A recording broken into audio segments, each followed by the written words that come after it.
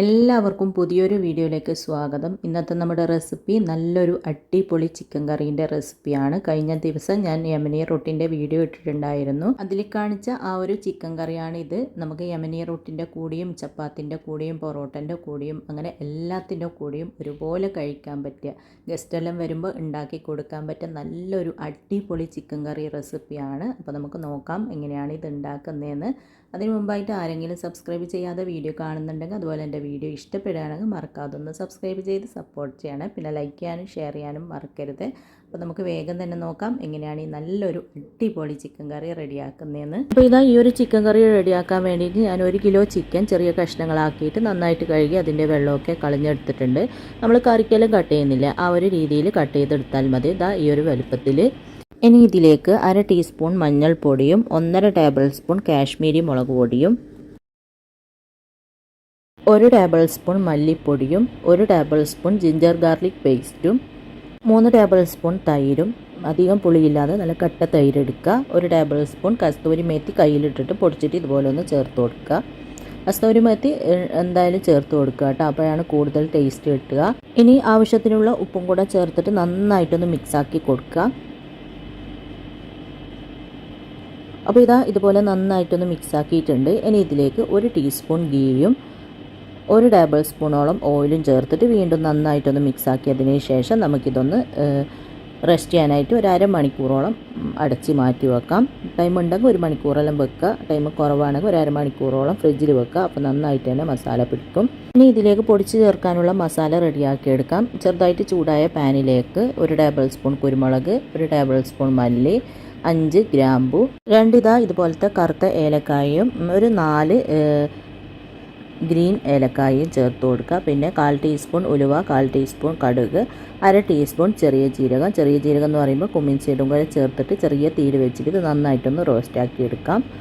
തീ കൂട്ടി വെക്കരുത്, അങ്ങനെയാകുമ്പോൾ പെട്ടെന്ന് അങ്ങ് കരിഞ്ഞു പോകും. അതുകൊണ്ട് ചെറിയ തീയിൽ ഒരു 5-6 മിനിറ്റോളം വറുത്ത് കൊടുക്കുക. അപ്പോഴത്തേക്ക് ഇത് റെഡിയായി കിട്ടും. അപ്പോൾ ഇതാ ഇതുപോലെ ഒന്ന് റെഡി ആയിട്ടുണ്ട്. ഇനി നമുക്കിതൊരു പ്ലേറ്റിലേക്ക് മാറ്റാം. ആ ഒരു പാനിൽ തന്നെ വെച്ച് കഴിഞ്ഞാൽ വീണ്ടും ഇത് നന്നായിട്ട് റോസ്റ്റായി പോകും. അതുകൊണ്ട് എടുത്ത് മാറ്റിയതിന് ശേഷം അതേ പാനിലേക്ക് തന്നെ ഞാനിതാ ചിക്കൻ പൊരിക്കാൻ വേണ്ടിയിട്ട് കുറച്ച് ഓയിൽ ഒഴിച്ച് കൊടുത്തിട്ടുണ്ട്. ഓയിലൊന്ന് ചൂടായി വരുമ്പോൾ നമ്മൾ ചിക്കൻ മാരിനേറ്റ് ചെയ്ത് വെച്ചിട്ട് 1/2 മണിക്കൂർ ആയിട്ടുണ്ടേനു.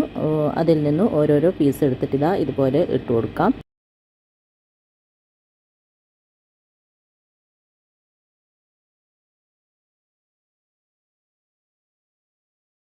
അങ്ങനെ ചിക്കൻ ഇതാ പകുതിയോളം ഇതിലേക്ക് ഇട്ട് കൊടുത്തിട്ടുണ്ട്. 2 പ്രാവശ്യം ഇട്ടിട്ട് ഫ്രൈ ചെയ്യേണ്ടതുണ്ട്. എനിക്ക് ഈ ഒരു മീഡിയം ഫ്ലെയിമിൽ വെച്ചിട്ട് നമുക്കിതൊന്ന് തിരിച്ച് മറിച്ചിട്ടിട്ട് നന്നായിട്ട് ഫ്രൈ ആക്കി എടുക്കാം.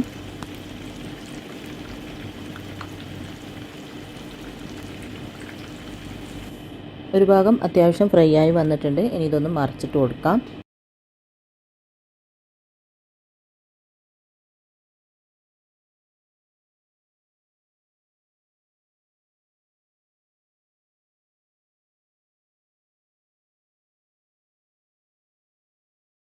അങ്ങനെ തിരിച്ചു മറിച്ച് വിട്ടിട്ട് ഇതാ ചിക്കൻ അത്യാവശ്യം ഇതുപോലെ ഫ്രൈ ആയി വന്നിട്ടുണ്ട്. ഇനി നമുക്ക് ഇതിൽ നിന്ന് ഓരോന്നും എടുത്തിട്ട് പ്ലേറ്റിലേക്ക് മാറ്റിയതിന് ശേഷം ബാക്കിയുള്ളതും സെയിം രീതിയിൽ തന്നെ ഇട്ടിട്ട് ഫ്രൈ ആക്കി എടുക്കാം.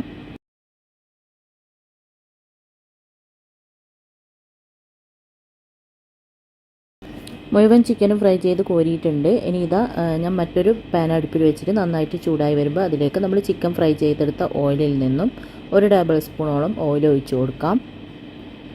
എന്നിട്ട് 1 ടേബിൾ സ്പൂണോളം ബട്ടറും കൂടെ ഇട്ടിട്ട് ബട്ടറും കൂടെ നന്നായിട്ടൊന്ന് മെൽറ്റായി വരുമ്പോൾ ഇതിലേക്ക് 2 ബേ ലീഫ് ഇട്ട് കൊടുക്കാം. പിന്നെ ഒരു 3 പച്ചമുളക്, അത് ചെറുതായിട്ടൊന്ന് മൂത്ത് വരുമ്പോൾ ഇതിലേക്ക് പൊടിയായിട്ട് കട്ട് ചെയ്തെടുത്ത 3 വലിയ സവാള ഇട്ടിട്ട് അല്പം ഉപ്പും കൂടെ ചേർത്തിട്ട് നന്നായിട്ടൊന്ന് വഴറ്റി കൊടുക്കാം. ഇതാ ഇതുപോലെ നന്നായിട്ടൊന്ന് വഴറ്റിയെടുത്തിട്ടുണ്ട്. ഈ ഒരു രീതിയിൽ വഴന്ന് വരുമ്പോൾ ഇതിലേക്ക് നമ്മൾ റോസ്റ്റ് ചെയ്ത് മാറ്റി വെച്ച ആ ഒരു സ്പൈസസ് ഉണ്ടല്ലോ, അത് ചൂടെല്ലാം പോയതിന് ശേഷം ഞാൻ നന്നായിട്ടൊന്ന് പൊടിച്ചെടുത്തിട്ടുണ്ടായിരുന്നു. അത് മുഴുവനും ഇതിലേക്ക് ചേർത്ത് കൊടുക്കുക. എന്നിട്ട് ഇതെല്ലാം കൂടി നന്നായിട്ടൊന്ന് വഴറ്റി കൊടുക്കുക. പിന്നെ പൊടികളെല്ലാം ചേർത്തിട്ട് വഴറ്റുന്ന സമയത്ത് ചെറിയ തീയിൽ വെച്ചിട്ട് വഴറ്റി കൊടുക്കുക, അല്ലെങ്കിൽ പൊടികളങ്ങ് കരിഞ്ഞു പോകും. പിന്നെ കറിക്ക് കയ്പ്പ് ടേസ്റ്റ് ആയിരിക്കും. അങ്ങനെ നന്നായിട്ട് വഴറ്റിയതിന് ശേഷം ഇതിലേക്ക് 2 മീഡിയം സൈസിലുള്ള തക്കാളി ചെറുതായിട്ട് കട്ട് ചെയ്തെടുത്തിട്ടുണ്ടായിരുന്നു. അതും കൂടെ ഇട്ടിട്ട് വീണ്ടും നന്നായിട്ടൊന്ന് വഴറ്റി കൊടുക്കുക. എന്നിട്ട് ചെറിയ തീയിൽ നമുക്കിതൊരു 3 മിനിറ്റോളം അടച്ച് വെക്കാം. തക്കാളിയെല്ലാം പെട്ടെന്നൊന്ന് വെന്ത് കിട്ടാൻ വേണ്ടിയിട്ട്. അപ്പോൾ 3 മിനിറ്റോളം അടച്ച് വെച്ചിട്ടുണ്ട്. ഇനി ഇതൊന്ന് തുറന്നിട്ട് നന്നായിട്ടൊന്ന് മിക്സാക്കി കൊടുക്കാം. അപ്പോൾ തക്കാളിയെല്ലാം ഇതാ അത്യാവശ്യം നല്ലതുപോലെ തന്നെ വെന്തിട്ടുണ്ട്. ഉടയാതെ കിടക്കുന്ന തക്കാളിയെല്ലാം ഉണ്ടെങ്കിൽ ഇതാ ഇതുപോലെ കയ്യിൽ വെച്ചിട്ട് നന്നായിട്ട് ഉടച്ചു കൊടുക്കുക. നന്നായിട്ട് ഉടച്ചതിന് ശേഷം ഇതിലേക്ക് നമ്മൾ പൊരിച്ച് മാറ്റി വെച്ച ചിക്കൻ ഉണ്ടല്ലോ, അത് മുഴുവനായിട്ട് ഇതിലേക്ക് ഇട്ട് കൊടുക്കാം. ചിക്കൻ മുഴുവനും ഇട്ട് കൊടുത്തതിന് ശേഷം നന്നായിട്ട് ഇതുപോലെ ഒന്ന് മിക്സാക്കി കൊടുക്കുക. ചിക്കനും ആ ഒരു വഴറ്റിയ തക്കാളി, ഉള്ളി, പിന്നെ നമ്മൾ ചേർത്ത പൊടി എല്ലാം കൂടി നല്ലതുപോലെ മിക്സായി വന്നിട്ടാകുമ്പോൾ ഇതിലേക്ക് 1/2 കപ്പ് ചെറു ചൂടുള്ള വെള്ളം ചേർത്ത് കൊടുക്കാം. പച്ചവെള്ളം ചേർക്കണ്ട കേട്ടോ, ചൂടുവെള്ളം തന്നെ ചേർത്ത് കൊടുക്കുക. എന്നിട്ട് വീണ്ടും നന്നായിട്ട് മിക്സാക്കി കൊടുക്കുക. നല്ലതുപോലെ മിക്സ് ചെയ്ത് നമുക്ക് ഈ കറി ഒന്ന് നന്നായിട്ട് തിളക്കാനായിട്ട് വെയിറ്റ് ചെയ്യാം. അപ്പോൾ ഇതാ നല്ലതുപോലെ തിളക്കാൻ തുടങ്ങിയിട്ടുണ്ട്. വീണ്ടും നന്നായിട്ടൊന്ന് മിക്സാക്കി കൊടുക്കുക. ഈ ഒരു മീഡിയം ഫ്ലെയിമിൽ വെച്ചിട്ട് ഒരു 5-6 മിനിറ്റോളം നന്നായിട്ട് തിളപ്പിക്കുക. അപ്പോഴത്തേക്ക് ആ ഒരു ചിക്കൻ്റെ ഫ്ലേവറെല്ലാം നന്നായിട്ട് മസാലയിലേക്ക് ഇറങ്ങും. അതുപോലെ തന്നെ മസാലേൻ്റെ ആ ഒരു ഇതെല്ലാം ചിക്കനിലേക്ക് നന്നായിട്ട് പിടിക്കും. ഒരു 5-6 മിനിറ്റെല്ലാം കഴിയുമ്പോൾ നന്നായിട്ടൊന്ന് മിക്സാക്കിയതിന് ശേഷം ഇതിലേക്ക് ഒരു 2 ടേബിൾ സ്പൂണോളം അധികം പുളിയില്ലാതെ നല്ല കട്ട തൈര് ഇതുപോലെ എടുത്തിട്ട് നന്നായിട്ടൊന്ന് ബീറ്റ് ചെയ്തതിന് ശേഷം ഇതിലേക്ക് ഒഴിച്ചു കൊടുക്കാം.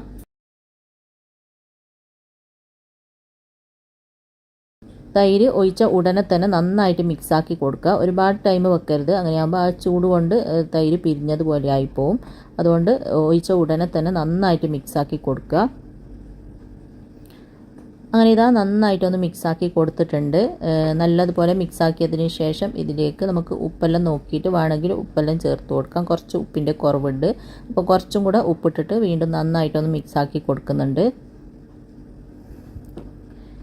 ഇനി ഇതിലേക്ക് ഇതാ 1 ടീസ്പൂണോളം കസ്തൂരി മേത്തി കൂടെ ഇട്ട് കൊടുക്കുന്നുണ്ട്.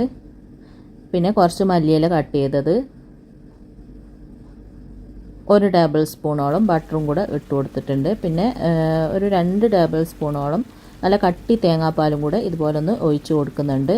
തേങ്ങാപ്പാൽ അല്ലെങ്കിൽ ഫ്രഷ് ക്രീം ഒഴിച്ച് കൊടുക്കുക. ഫ്രഷ് ക്രീം കയ്യിൽ ഇല്ലാത്തത് കൊണ്ടാണ് തേങ്ങാപ്പാൽ ഒഴിച്ചിന്. ഏതായാലും കുഴപ്പമില്ല. അത് ഒരു 2 ടേബിൾ സ്പൂണോളം ഒഴിച്ച് കൊടുത്തിട്ട് വീണ്ടും ഇത് നന്നായിട്ടൊന്ന് മിക്സാക്കി കൊടുക്കാം.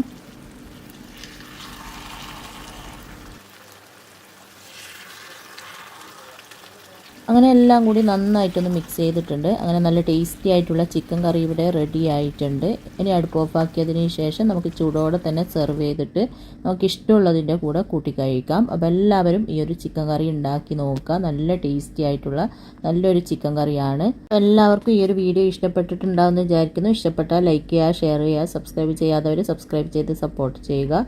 അപ്പോൾ ഇൻഷാ അല്ലാഹ് അടുത്ത പുതിയ നല്ല റെസിപ്പിയുമായിട്ട് നമുക്ക് വീണ്ടും കാണാം.